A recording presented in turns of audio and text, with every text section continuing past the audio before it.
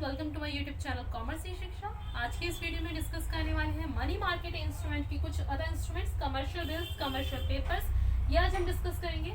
सबसे पहले तो देख लेते हैं कमर्शियल बिल्स क्या होते हैं। ये बेसिकली कोई नया कॉन्सेप्ट नहीं है, ये आप पढ़ के आए हैं। बिल्स ऑफ एक्सचेंज जो आपने पढ़ा था, it is just like that. Bills of exchange अगर आपको क्लियर है तो आपको कमर्शियल बिल्स भी बहुत अच्छे से क्लियर हो जाएगा। सबसे पहले चीज, इसे ट्रेड बिल्स भी कहा जाता है और एकोमोडेशन बिल्स भी कहा जाता है। ये जो बिल होता है, ये बेसिकली जब आप क्रेडिट पे कुछ लेते हैं, परचेज करते हैं किसी दूसरे बिजनेस फर्म से, ठीक है, उस केस में जब आप उधार में सामान ले रहे हैं बिना पैसे दिए, ठीक है, आप बहुत बार ऐसा होता है कि आपको दूसरी फर्म से कुछ परचेज करना पड़ता है, ठीक है, आपकी कंपनी कार बना रही है और दूसरी कंपनी उसके नट बोल्ट बना रही है, ठीक है, तो आपको उनसे बहुत ज्यादा मात्रा में रॉ मटेरियल परचेज करना होता है।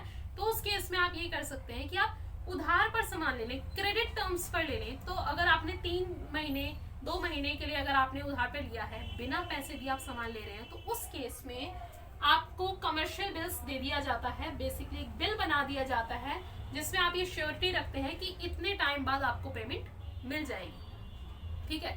जो पर्सन है जिससे आपने उधार में सामान लिया है, वो आपको एक बिल दे देगा कि भाई 3 महीने बाद आपको पेमेंट करनी है और ये उसका पेपर है। जैसे ही आप पेमेंट कर देंगे, ये पेपर मैं आपको दे दूंगा। बिल्कुल बिल्स ऑफ एक्सचेंज वाला ही कॉन्सेप्ट है।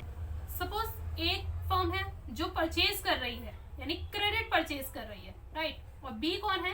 सेलर है जो गुड्स सेल कर रहा है, ठीक है। अब ये क्रेडिट में सेल कर रहा है, तो इस पर्सन को भी तो कोई श्योरिटी चाहिए कि अगर मैं उधार में सामान बेच रहा हूँ तो मुझे कोई श्योरिटी मिलनी चाहिए कि भाई 1 महीने बाद 2 महीने बाद आप मुझे पेमेंट कर दोगे। तो ये यहाँ पर एक कमर्शियल बिल तैयार करते हैं, ठीक है, कमर्शियल बिल तैयार करते हैं। जैसे आपने ड्रॉ और ड्रॉई का कॉन्सेप्ट सुना था, वही यहाँ पर भी है।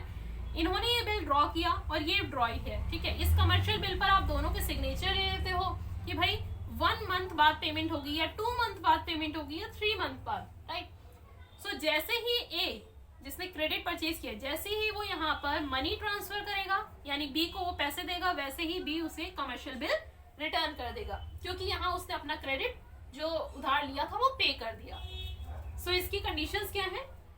These are common instrument used in credit purchase and sale। ज्यादातर हम इसे क्रेडिट परचेज और सेल के टाइम पर यूज करते हैं। मेच्योरिटी पीरियड इसका कितना है? 90 डेज, मैक्सिमम 90 डेज की होता है इसका। Discounted with bank even before maturity, ये बहुत इंपॉर्टेंट पॉइंट है कि आप इसे बैंक से डिस्काउंट करा सकते हैं। जैसे बिल्स ऑफ एक्सचेंज को आप बैंक से डिस्काउंट करा सकते थे, ये हमने 11th में बहुत अच्छे से पढ़ा था कि भाई अगर बिल्स ऑफ एक्सचेंज की मैच्योरिटी डेट अभी दूर है और आपको फंड्स की रिक्वायरमेंट है, तो आप बैंक के पास वो पेपर सबमिट कर सकते हैं और उसके बिहाफ पर लोन ले सकते हैं। आप उन्हें कह सकते हैं कि भाई जब इसकी मैच्योरिटी डेट होगी तब बैंक आप इससे पैसे ले लेना, लेकिन मुझे अभी फंड्स की रिक्वायरमेंट है, ठीक है। तो आप इसे बैंक से मैच्योरिटी डेट से पहले भी डिस्काउंट करा सकते हैं। And the most important point is it is a negotiable instrument. Negotiable instrument क्या है? जिसे आप इजीली ट्रांसफर कर सकते हैं, ठीक है। बी के पास है ये कमर्शियल बिल, बी इसे फॉर एग्जांपल ये 25,000 का कमर्शियल बिल है, ठीक है। बी इसे सी को सेल कर सकता है कि भाई मुझे 24,000 दे दो और ये बिल अपने पास रख लो। जब इसकी मैच्योरिटी डेट आएगी तो सी किसके पास जाएगा? ए के पास, और वो 25,000 ले लेगा। सो बेसिकली ये मेरे को जब भी फंड्स की रिक्वायरमेंट है, मैं बैंक से भी डिस्काउंट करा सकती हूँ और किसी को ऐसे ही मतलब ट्रांसफर भी कर सकती हूँ, क्योंकि नेगोशिएबल इंस्ट्रूमेंट है। ऐसा नहीं है कि जिसने लिया कि भाई ए ने लिया तो ए ही ले सकता है, ऐसा कोई कंडीशन नहीं है। अगर बी ने सी को सेल कर दिया है तो अब सी उसका ओनर है और सी रिसीव करेगा ये 25,000 की पेमेंट। क्लियर? सो ये नेगोशिएबल इंस्ट्रूमेंट है। Drawee of the bill honours the bill on due date. जो ड्रॉई होता है, यानी ए जिसने क्रेडिट पे उधार लिया, मतलब क्रेडिट लिया है, सामान परचेज किया है क्रेडिट में, उसे ड्यू डेट पर वो बिल चुकाना होता है, पे करना होता है, राइट। सो आई होप इसके पॉइंट्स आपको क्लियर है। ट्रेड बिल्स कहा जाता है, इसे एकोमोडेशन बिल्स भी कहा जाता है। कॉमन इंस्ट्रूमेंट है, सबसे ज्यादा क्रेडिट परचेज एंड सेल्स में यूज किया जाता है। 90 डेज का मैच्योरिटी पीरियड है। आप इसे बिल को डिस्काउंट भी करा सकते हैं बैंक से। ये एक नेगोशिएबल इंस्ट्रूमेंट है, किसी को भी ट्रांसफर किया जा सकता है इजीली, ठीक है। और ड्यू डेट पर ड्रॉई को इसे पे करना होता है। क्लियर? अब आ जाते हैं कमर्शियल पेपर पर। कमर्शियल पेपर सबसे पहले इंडिया में आए थे 1990 में, यानी सबसे पहले जो यूज हुआ है कमर्शियल पेपर का वो 1990 में हुआ है। It is an unsecured promissory note. Unsecured promissory note क्या होता है? बेसिकली सबसे पहले तो अगर इसमें कोई इन्वेस्ट करता है और अगर कंपनी डूबती है तो आपका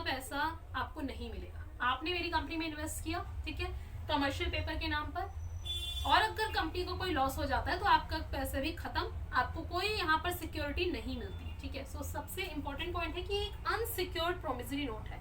प्रोमिसरी नोट का कॉन्सेप्ट आपको पता होगा, जब आपने बिल्स ऑफ एक्सचेंज पढ़ा था तभी प्रोमिसरी नोट भी आपने पढ़ा होगा, ठीक है। इसमें भी आप बेसिकली प्रॉमिस करते हैं कि आप ये पेमेंट इतने टाइम में कर देंगे।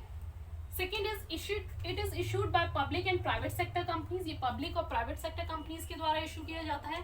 इसका मैच्योरिटी पीरियड है 3 to 12 मंथ्स का। सबसे इंपॉर्टेंट पॉइंट है इसका, this can be issued by companies having good reputation and credit worthiness. जिन कंपनीज की रेपुटेशन अच्छी होगी, क्रेडिट वर्थिनेस अच्छी होगी, वही कंपनीज कमर्शियल पेपर इशू करती हैं, ठीक है। बेसिकली कोई भी कंपनी अगर कमर्शियल पेपर इशू करेगी तो आप उसमें इन्वेस्ट नहीं करेंगे, क्योंकि एक अनसिक्योर्ड सिक्योरिटी है। कंपनी डूबेगी तो मेरा पैसा भी डूबेगा, तो मैं क्यों इन्वेस्ट करूं? मैं एक ऐसी कंपनी में इन्वेस्ट करूंगी जिसकी रेपुटेशन अच्छी है, जिसके पास रिकॉर्ड्स अच्छे रहे, क्रेडिट वर्थिनेस अच्छी है, ठीक है। इस कंपनी के डूबने के चांसेस कम होंगे तो मेरे पैसे के भी डूबने के चांसेस कम होंगे। इसीलिए जब भी गुड रेपुटेशन वाली कंपनीज इशू करती हैं कमर्शियल पेपर तो लोग उसे परचेज करते हैं, लोग उसमें इन्वेस्ट करते हैं, ठीक है। Second is the commercial banks mutual funds are the main investor. Mostly commercial paper में कौन इन्वेस्ट करता है? Commercial banks. कमर्शियल बैंक्स आपके पंजाब नेशनल बैंक, SBI, ठीक है, और म्यूचुअल फंड्स, ये दो मेन हैं जो इसमें इन्वेस्ट करते हैं सबसे ज्यादा। और ये लास्ट पॉइंट और सबसे इंपॉर्टेंट पॉइंट मैं कहूंगी, ये भी एक इंपॉर्टेंट पॉइंट है, बट ये अनदर इंपॉर्टेंट पॉइंट है क्योंकि इस सेपरेट पॉइंट से आपसे क्वेश्चन पूछे जाते हैं। It is commonly issued to cover flotation cost. सबसे पहले तो फ्लोटेशन कॉस्ट का मीनिंग क्या होता है? फ्लोटेशन कॉस्ट वो अमाउंट होता है जो आप फंड्स रेज करने से पहले कॉस्ट लगाते हैं। जब भी आप शेयर्स इशू करने जाते हैं, डिबेंचर्स इशू करने जाएंगे मार्केट में, तो उससे पहले आपको जो प्रोस्पेक्टस का चार्ज लगता है, ठीक है, इनवाइट करते हैं लोगों को, कमीशन दिए जाते हैं, और जितनी आपकी फीस लगती है स्टॉक एक्सचेंज की, तो वो सारा जो कॉस्ट है, अभी आपने शेयर्स इशू नहीं किए, शेयर्स इशू करने से पहले लोगों को इनवाइट करने का, स्टॉक एक्सचेंज में रजिस्टर कराने का, ये सारा अमाउंट जो कॉस्ट लगती है वो कहलाती है फ्लोटेशन कॉस्ट। और ये थोड़ी बहुत नहीं होती, एक अच्छा खासा अमाउंट होता है। फंड्स रेज करने के लिए आपको जो पैसा लगाना पड़ता है पहले, वो कहलाता है फ्लोटेशन कॉस्ट। तो commercial paper generally public sector या प्राइवेट सेक्टर फ्लोटेशन कॉस्ट को कवर करने के लिए इशू करते हैं। फॉर एग्जाम्पल, एक कंपनी है ABC लिमिटेड, इसे शेयर्स इशू करने हैं, ठीक है, और शेयर्स भी इशू करने हैं इन्हें 100 करोड़ के, ठीक है, 100 करोड़ के शेयर्स इशू करने हैं, और इस टाइम इनके पास फंड्स है ही नहीं, फंड्स नहीं है इसलिए तो शेयर्स इशू कर रहे हैं ना, राइट। तो अब इन शेयर्स को इशू करने से पहले इन्हें फ्लोटेशन कॉस्ट देनी पड़ेगी। अब उस फ्लोटेशन कॉस्ट के लिए पैसा कहां से लाएं? ठीक है, तो इस फ्लोटेशन कॉस्ट के लिए ये लोग इशू कर देते हैं कमर्शियल पेपर। कमर्शियल पेपर के थ्रू ये फंड्स रेज करते हैं, एक शॉर्ट टर्म फंड्स रिक्वायर्ड होते हैं, ठीक है, वो फंड्स ये कमर्शियल पेपर के थ्रू इशू करते हैं। फिर उस फंड से ये जाकर अपने मार्केट में शेयर्स इशू कर देते हैं। फिर जैसे ही शेयर्स के थ्रू लोग इनकी कंपनी में इन्वेस्ट करते हैं, ये उस अमाउंट से लोगों को, जिन लोगों ने कमर्शियल पेपर में इन्वेस्ट किया, उन्हें पेमेंट कर देते हैं, ठीक है। इसीलिए इसे कहा जाता है प्रोमिसरी नोट। सबसे पहले आपने कमर्शियल पेपर से फ्लोटेशन कॉस्ट के लिए फंड्स उठाए, फिर उस फ्लोटेशन कॉस्ट से आपने शेयर्स इशू करे, फिर जब लोगों ने आपकी कंपनी में शेयर्स में इन्वेस्ट कर दिया, आपके पास अच्छा खासा फंड्स, 100 करोड़ के फंड्स जैसे ही आपके पास आ गए, आपने कमर्शियल पेपर वालों को पेमेंट कर दी, ठीक है, आपने अपना प्रॉमिस यहाँ पूरा कर दिया। इसलिए इनका मैच्योरिटी पीरियड कितना होता है? 3 से 12 महीने, इससे ज्यादा नहीं होता। क्लियर? सो कमर्शियल पेपर में इसे अनसिक्योर्ड प्रोमिसरी नोट कहा जाता है। जनरली पब्लिक और प्राइवेट सेक्टर कंपनी इशू करती है। मैच्योरिटी पीरियड 3 से 12 महीने का है, ठीक है। गुड रेपुटेशन वाली कंपनीज ही इशू कर सकती हैं। कमर्शियल बैंक और म्यूचुअल फंड्स इसके मेन इन्वेस्टर्स हैं। जनरली इसे फ्लोटेशन कॉस्ट कवर करने के लिए इशू किया जाता है, और 1990 में सबसे पहले इंडिया में इंट्रोड्यूस किया गया था, राइट। तो ये सारे इसके इंपॉर्टेंट पॉइंट्स थे। अब आ जाते हैं इसके लास्ट पॉइंट पर, अब आ जाते हैं इसके लास्ट कॉन्सेप्ट पर, सर्टिफिकेट ऑफ डिपॉजिट, जिसे आप CD भी कहते हैं। जैसे आपने एक कॉन्सेप्ट सुना होगा FD का, बैंक्स में आप सेविंग्स में लगा सकते हैं अपने अमाउंट को, जो भी आप इन्वेस्ट करना चाहते हैं, या फिर आप RD में ले जा सकते हैं, और FD में, ठीक है। FD का कॉन्सेप्ट क्या था? इसे आप कहते हैं फिक्स डिपॉजिट। फिक्स डिपॉजिट में क्या होता है कि आप एक पर्टिकुलर अमाउंट, फॉर एग्जांपल 10,000, आप एक पर्टिकुलर पीरियड के लिए फिक्स कर देते हैं। 10,000 आपने इस बार इन्वेस्ट किया FD में, और 5 इयर्स तक वो इन्वेस्ट कर दिए, 5 ईयर्स के बाद आपको उसके ऊपर इंटरेस्ट मिल जाएगा और आपकी पेमेंट आपको मिल जाएगी। एफडी में जनरली जैसे बैंक में आप सेव करते हैं सेविंग्स में तो 3% इंटरेस्ट आपको मिलता है, तो एफडी में उसके कंपैरिजन में 7 या 8% इंटरेस्ट मिलता है, तो इंटरेस्ट ज्यादा मिलता है, इसलिए आप इसे एक फिक्स टर्म के लिए डिपॉजिट कर देते हैं। सीडी भी इसी तरह के है, जैसे एफडी एक बैंक इश्यू कर सकता है, उसी तरह सीडी भी कौन इश्यू कर सकता है, सिर्फ और सिर्फ bank. So certificate of deposit bank issue करते हैं। पहला point, it is a bearer certificate, यानी इसके ऊपर किसी का नाम नहीं होगा। बेसिकली जैसे आपने फिक्स डिपॉजिट का जो कॉन्सेप्ट पढ़ा है, उसमें राम का अगर वो बैंक अकाउंट है और राम ने एफडी कराई है, ठीक है, तो उस जो डिपॉजिट जो आपका सर्टिफिकेट मिलेगा, जो आपको एक पेपर मिलेगा, उसके ऊपर भी राम का नाम लिखा होगा। यानी अगर मैं चाहूँ ये एफडी किसी को ट्रांसफर करना तो ये पॉसिबल नहीं है, इसके लिए बहुत ज्यादा डॉक्यूमेंटेशन होगा, एप्लीकेशन लगेगी, लेकिन सीडी में ऐसा कुछ भी नहीं है। सीडी को आप इजीली किसी को भी ट्रांसफर कर सकते हो। फॉर एग्जाम्पल ए ने लिया है अपने नाम पर सीडी, ठीक है, उसे सर्टिफिकेट जो मिला है इसे वो किसी को भी इजीली बी को, सी को, डी को ट्रांसफर कर सकता है।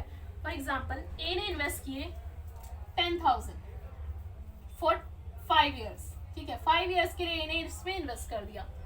अब इस ए को 5 ईयर्स से पहले इसकी रिक्वायरमेंट हो गई, तो बैंक तो आपको देंगे नहीं, बैंक तो आपको कब देंगे, 5 ईयर्स बाद, क्योंकि जो टाइम लिमिट है वो 5 ईयर्स की है, आपने 5 ईयर्स के लिए इन्वेस्ट किया। तो ए इस सर्टिफिकेट को बी को दे सकता है कि भाई 10,000 का ये सर्टिफिकेट है, आप मुझे 8,000 दे दो, और जब इसका मैच्योरिटी पीरियड आएगा 5 ईयर्स बाद, तो आप बैंक के पास इस सर्टिफिकेट को ले जाना और 10,000 ले लेना, ठीक है। सो इसे ट्रांसफर करना बहुत ईजी है। It is a negotiable instrument, ठीक है, नेगोशिएबल इंस्ट्रूमेंट ही वही होता है जिसको आप इजीली ट्रांसफर कर सकते हैं। CD is issued by bank against the deposit kept by companies and institutions. Generally companies और institutions CD में इन्वेस्ट करते हैं। जितनी कंपनीज होती हैं वो अपने कुछ जितने भी एक्सेस फंड्स होते हैं 10 लाख 20 लाख वो CD में इन्वेस्ट कर देते हैं, क्योंकि इस पर अच्छा इंटरेस्ट आपको मिलता है, राइट। टाइम पीरियड इसका कितना है, 91 days to 1 year, minimum 91 days, maximum 1 year का होता है। अच्छा, यहाँ पर जो सबसे इंपॉर्टेंट पॉइंट है वो है banks are not allowed to discount CD certificate of deposit. जैसे बिल्स ऑफ एक्सचेंज में कॉन्सेप्ट था कि आप बैंक के पास जाकर मैच्योरिटी पीरियड से पहले डिस्काउंट करा सकते हैं, लेकिन सीडी में ऐसा कोई कॉन्सेप्ट नहीं है। Certificate of deposit banks discount नहीं करते, ठीक है, तो आप इसे सिर्फ ट्रांसफर कर सकते हैं किसी अनदर पर्सन को, लेकिन बैंक के पास आप डिस्काउंट नहीं करा सकते। The last one is issued at discount rate. आप सर्टिफिकेट ऑफ डिपॉजिट को डिस्काउंट रेट पर इशू करते हैं। जैसे हमने ट्रेजरी बिल में देखा था कि भाई फेस वैल्यू अलग थी और डिस्काउंटेड वैल्यू अलग थी, आप परचेज करते थे डिस्काउंटेड वैल्यू पर, और जब मैच्योरिटी पीरियड आता था तब आपको फेस वैल्यू मिलती थी। बिल्कुल वैसे ही यहाँ पर सर्टिफिकेट ऑफ डिपॉजिट में भी है कि आपको फॉर एग्जांपल आपको इन्वेस्ट जो फेस वैल्यू है उस डिपॉजिट की वो है 10 लाख, तो जब आपने इन्वेस्ट किया तो आपने पे किए ओनली एंड ओनली 9,80,000, ठीक है, आपने डिस्काउंटेड वैल्यू 9,80,000 इन्वेस्ट किए और जैसे ही मैच्योरिटी पीरियड कंप्लीट हुआ तो आपको मिल जाएंगे पूरे 10 लाख, ठीक है। सो इसे डिस्काउंटेड रेट पर इशू किया जाता है। एक बार और देख लेते हैं इसे। सबसे पहले तो ये बैंक इशू करते हैं, ये एक बियरर सर्टिफिकेट है, नेगोशिएबल इंस्ट्रूमेंट है। जनरली इसमें कंपनीज और इंस्टीट्यूशंस इन्वेस्ट करते हैं। मैच्योरिटी पीरियड इसका 91 डेज से 1 ईयर का है। बैंक इसे डिस्काउंट नहीं कर सकते, ये डिस्काउंटेड रेट पर इशू किया जाता है, ठीक है। अब सीडी और एफडी में क्या डिफरेंस है, देखो फिक्स डिपॉजिट और सर्टिफिकेट ऑफ डिपॉजिट में डिफरेंस क्या है, ये एफडी को आप फ्रीली ट्रांसफर नहीं कर सकते, नेगोशिएबल इंस्ट्रूमेंट नहीं है एफडी, ठीक है, क्योंकि इसके ऊपर नाम होता है। सर्टिफिकेट ऑफ डिपॉजिट को आप इजीली ट्रांसफर कर सकते हैं। एफडी अगर आप कराने जाएंगे तो मिनिमम आप 14 डेज की करा सकते हैं और मैक्सिमम की तो कोई लिमिट ही नहीं है, लेकिन ये क्योंकि मनी मार्केट इंस्ट्रूमेंट है तो इसकी मैक्सिमम लिमिट तो वही 1 ईयर है और minimum 91 days. FDs are issued for actual amount, FD आपके एक्चुअल अमाउंट पर ही इशू होंगे। अगर आपने 10,000 का एफडी कराया है तो 10,000 के ऊपर आपको इंटरेस्ट मिलेगा, लेकिन ये आपके डिस्काउंटेड रेट पर इशू होते हैं। 10 लाख का था और 9,80,000 आपने इन्वेस्ट किए थे, राइट। आई होप आपको सारे मनी मार्केट इंस्ट्रूमेंट अच्छे से क्लियर हो गए होंगे। इससे रिलेटेड कोई डाउट हो तो आप मुझसे कमेंट बॉक्स में पूछ सकते हैं, और अगर वीडियो इन्फॉर्मेटिव लगा हो तो प्लीज से लाइक कीजिए, शेयर कीजिए और सब्सक्राइब कीजिए मेरे चैनल को ऐसी अदर वीडियोस के लिए। Thank you so much for watching the video.